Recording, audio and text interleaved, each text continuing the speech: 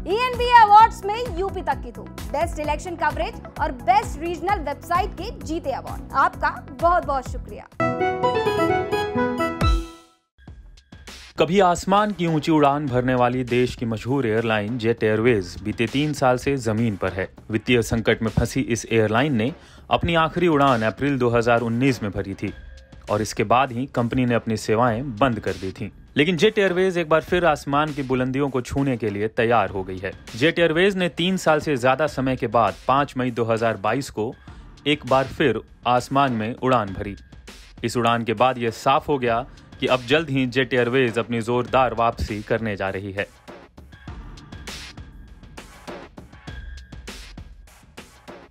दरअसल ये एक टेस्ट उड़ान थी जिसे सुरक्षा और जांच के उद्देश्य से किया गया था, लेकिन कंपनी के लिए यह दिन सबसे खास था जब 3 साल बाद कंपनी के किसी विमान ने उड़ान भरी। जेट एयरवेज ने एक ट्वीट के जरिए इस बात की जानकारी दी, साथ ही साथ इस टेस्ट उड़ान का वीडियो भी जारी किया। आप भी देखिए ये वीडियो।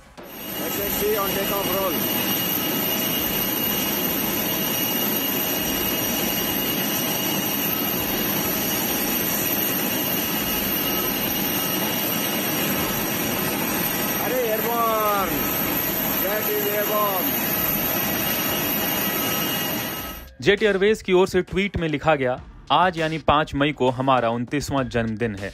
जेट एयरवेज ने फिर उड़ान भरी है। जो लोग इस दिन का इंतजार कर रहे हैं, जो लोग काम कर रहे हैं और प्रार्थना कर रहे हैं, सबके लिए आज का दिन बहुत ही भावनात्मक है। साथ ही जेट के वफादार ग्राहकों के लिए जो जेट के फिर से संचालन शुरू करने का बेसब्री से इंतजार कर रहे हैं। जेट एयरवेज के प्रवक्ता ने बताया कि 5 मई को एयरलाइन के 29वें जन्मदिन पर एक विमान ने हैदराबाद में एक टेस्टिंग उड़ान भरी। इसके बाद दिल्ली के लिए भी एक पोजीशनिंग उड़ान भरी गई। हालांकि ये एक रेगुलर उड़ान नहीं थी।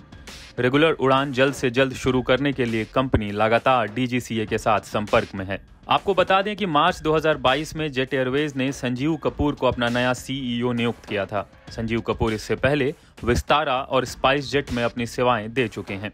बीते दिनों खबर आई थी कि कंपनी इसी साल अक्टूबर से अपनी रेगुलर कमर्शियल फ्लाइट्स का संचालन फिर से शुरू करने की तैयारी कर रही है। खबरों के मुताबिक एयर ऑपरेटर सर्टिफिकेट के रिन्यूअल के बाद कंपनी अपने ऑपरेशंस को शुरू करने की योजना पर काम कर रही है। आपको बता दें कि जालान कॉलरॉक कंसोर्टियम सफल समाधान आवेदक और जेट एयरवेज के नए प्रस्तावित प्रमोटर हैं। जून 2021 में नेशनल कंपनी लॉ ट्रिब्यूनल ने जालान कॉलरॉक कंसोर्टियम की संकल्प योजना को मंजूरी दी थी। भारतीय एयरलाइन इंडस्ट्री के लिए जेट एयरवेज एक जाना माना नाम है।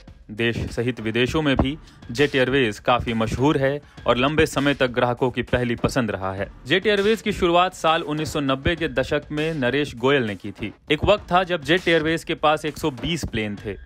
साथ ही कंपनी बुलंदियों पर पहुंची और हर रोज करीब 650 फ्लाइट्स ऑपरेट करती थी।